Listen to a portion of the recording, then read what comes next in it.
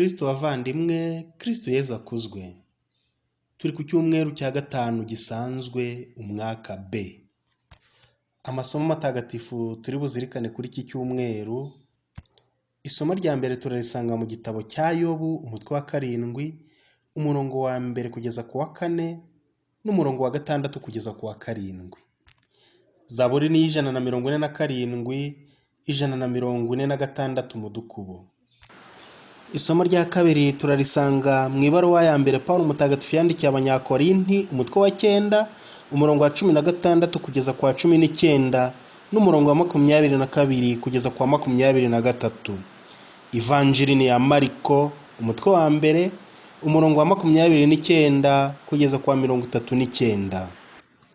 Bakristo bavandimwe, mu isomo rya mbere Yobu aradutekerereza uburyo yababajwe n'indwara n'ibyago byinshi maze akinginga Nyagasani. Natwe rero igihe tugeragezwa tujye dutakira Imana, tuti Imana yanjye unyibuke. Iki gitabo kirabitubwira muri aya magambo. Yobu afata ijambo maze aravuga ati: hano ku isi kubaho k'umuntu ni nko kurwana n'intambara, kandi ubuzima bwe ntaho butaniye n'ubw'umucancuro. Ngewe rero nsa n'umucakara wifuza amafu cyangwa umucancuro uharanira agahembo ke. Inshuro yanjye yabaye amezi yo kumanjirwa, amajoro y'ububabare ambera igihembo. Iyo ndyamye ndavuga ngo icyampa ngo mbyuke, naba mbyutse ntibwira nkiriho. Nuko nkirirwa mbunze imitima ntyo, umugoroba ugakika. Iminsi y'ukubaho kwanjye iriruka amasigamana, irazimira ubutagaruka. Ibuka ko ubugingo bwanjye ari nk'umuyaga, amaso yanjye ntakibonye ihirwe ukundi.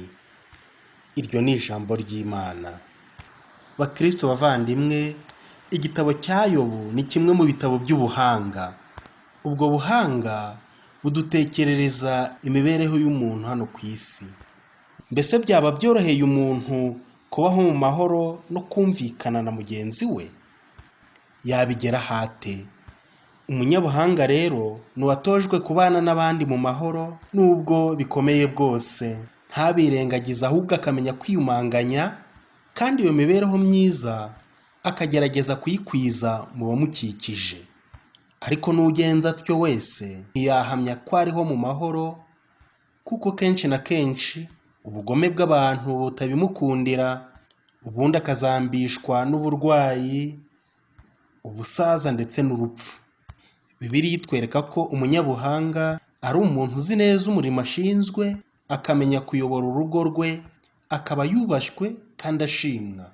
Nubwo ibyo byonyine bidahagije, umunyabuhanga nyawe ni umuntu utinya Imana mu mibereho ye yose. Igitabo cya Yobu cyose kigenda kigaruka kuri iki kibazo gikurikira: Imana ihemba ite intungane, igahana ite abagome? Abayisiraheli bari bazi ko niba umuntu ari intungane azahabwa umugisha kandi akamererwa neza ku isi, naho ugwiriwe n'ibyago ibyo bikaba ari nk'igihano cy'ibyaha bye bwite cyangwa iby'umuryango we. Ariko umwanditsi w'iki gitabo arerekana ko hariho abantu b'intungane bagwirirwa n'ibyago bikomeye. Na Yobu niko byamugendekeye. Inshuti za Yobu zari zitsimbaraye ku nyigisho ya kera, zibwiraga ko ibyago byagwiriye Yobu yabitewe n'ibyaha bye. Naho Yobu we akabihakana akomeje, kandi akababazwa cyane nuko bose bamutereranye. Ndetse akabona n'Imana ubwayo isa naho imukiniraho. Nyamara nubwo yashukwaga atyo, we ntiyadohotse, yakomeje kwemera ko Imana itazamutererana, ariko arahamya ati: ngewe nzi ko umuvugizi wanjye ariho, amaherezo azatunguka ku isi aza ndengere. Mu gihe cy'ibyago, cyane cyane muri iki gihe cya korona, nitwisunga Imana, ntitwumve ko yadutereranye. Korona ntibe urwitwazo rwo gusubira inyuma mu Bukristo, ahubwo dushikame dukomere, hato Nyagasani atazava hatubaza impamvu twageze mu bikomeye tukamutera umugongo. None se ni iki cyadutandukanya n'urukundo rw'Imana? Korona se? Oya, ntibikabe. Nitwihangane nka Yobu, twisunga Imana yacu, izatugobotora, izadutabara. Mu isomo rya kabiri, Pawulo intumwa aratwibutsa ko yahawe ubutumwa bwo kumenyesha ivanjiri. Nicyo gituma yigira umugaragu wa bose. Arabivuga muri aya magambo ati: bavandimwe, kuba naramamaje inkuru nziza sibyo byatuma nirata, kuko ari umurimo ngombwa nashinzwe. Ndiyimbire rero niba ntamamaje inkuru nziza. Yabaye rero nabikoraga ku bwende bwanjye, nari nkwiye kubihemberwa. Ariko ubwo mbitegetswe, ni umuzigo nahawe. Ubwo se ishimwe ryanjye rishingiye he? Rishingiye mu kwamamaza inkuru nziza ku buntu, ntarambirije ku burenganzira mpabwa nayo. Nubwo nigenga kuri bose, nahisemo kwigira umugaragu wa bose, kugira ngo nigarurire benshi muri bo. Nigize umunyantege nke mu banyantege nke, ngo niyegereze abanyantege nke. Nihwanyije na bose muri byose, kugira ngo ngire abo mbarokoramo. Ibyo kandi mbikorera inkuru nziza, kugira ngo nzayigireho uruhare. Iryo ni ijambo ry'Imana. Bakristo bavandimwe, kwamamaza inkuru nziza ya Nyagasani si ugusubira gusa mu magambo Yezu yavuze, ahubwo ibikorwa byacu n'imigirire yacu bigaragaze koko iyo nkuru nziza twamamaza. Niyo mpamvu Pawulo mutagatifu yashyiriye inkuru nziza Abanyakorinti mu buzima bwabo bari barimo. Ntiyaje ari umuyobozi n'umutegetsi ngo yishyire hejuru abereke ko abarenze, ahubwo yaciye bugufi yihindura nkabo. Ati: nihwanyije na bose muri byose, kugira ngo ngire abo ndokoramo. Pawulo mutagatifu rero atubera urugero, natwe tujyane inkuru nziza mu bantu mu buzima bwabo bwa buri munsi. Ivanjiri y'uyu munsi iragira iti: muri icyo gihe Yezu akiva mu isengero ajya kwa Simoni na Andereya, ari kumwe na Yakobo na Yohani. Ubwo rero nyirabukwe wa Simoni yari aryamye ahinda umuriro. Bahita babwira Yezu iby'uburwayi bwe. Niko kumwegera, amufata ukuboko, aramuhagurutsa.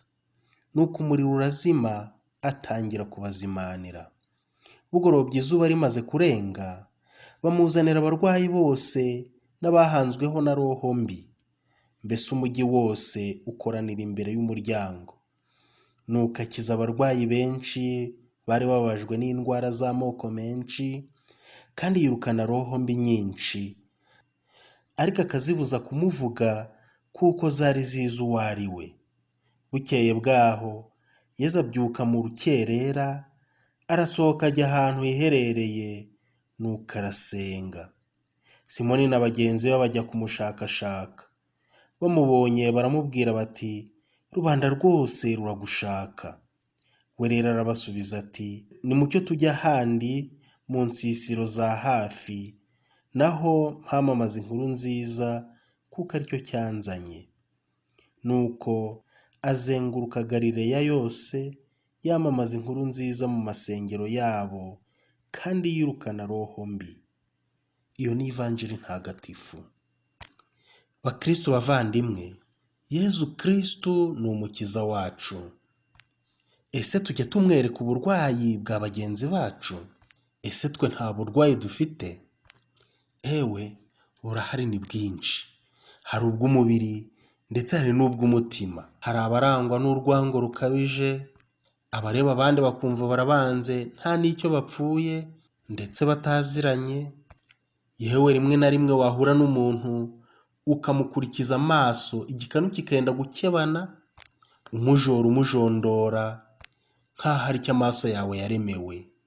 Ku rundi ruhande, hari n'ushobora kurangaza abandi bitewe n'imyambarire ye, inyogosho ye, ingendo ye, bigatuma akebura abandi bikanu. Ariko rero ibyo byose ni uburwayi. Twarashize, igisigaye ni ukwiyereka Yezu, akadufata akaboko, akatuzahura, akaduhagurutsa. Uko yakijije indwara z'amoko menshi kandi akirukana roho mbi nyinshi, ni nako natwe yadukiza, akadukuramo umutima mubi, akaduhindura bashya. Nitwemere atwirukanemo roho mbi zituboha tukabura kwinyagambura, zikatubuza kumusanga. Nyagasani Yezu nabane namwe. Yari Padiri Providence Idukomeze, Padiri mukuru wa Paruwasi ya Kanaba. Mugire icyumweru cyiza.